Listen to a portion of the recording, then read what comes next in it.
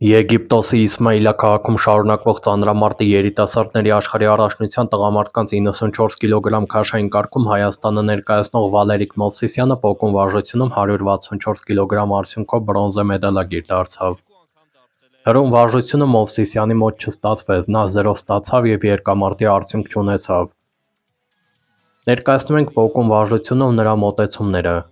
Հարգելի մարզասերներ, մենք խնդրանք, ակտիվ հավանեք տեսանյութը։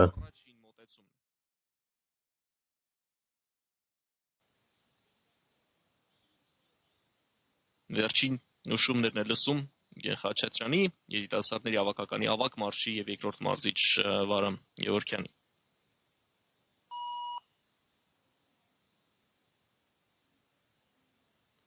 Ու կանգնել,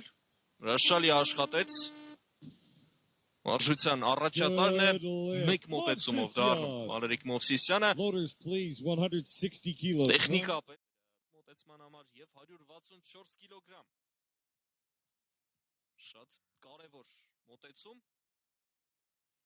կդառնա վարժության առաջատար, այնպես ինչպես 160-ը պոկելուց հետո։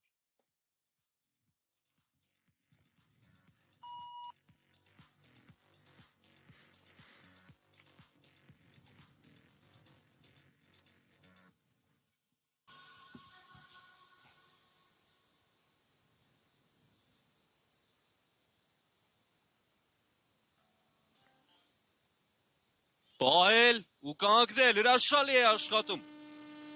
Վալերիկ Մովսիսյանը, նա այս պահին առաջատարն է։ Մոտեցումը 3-ից 3-ի համար հարթակ է դուրս գալիս Վալերիկ Մովսիսյանը, 166 կգ, նա կշրջանցի Գոգա Ջաջվանի։ Այս պահին մենք առաջ ենք միայն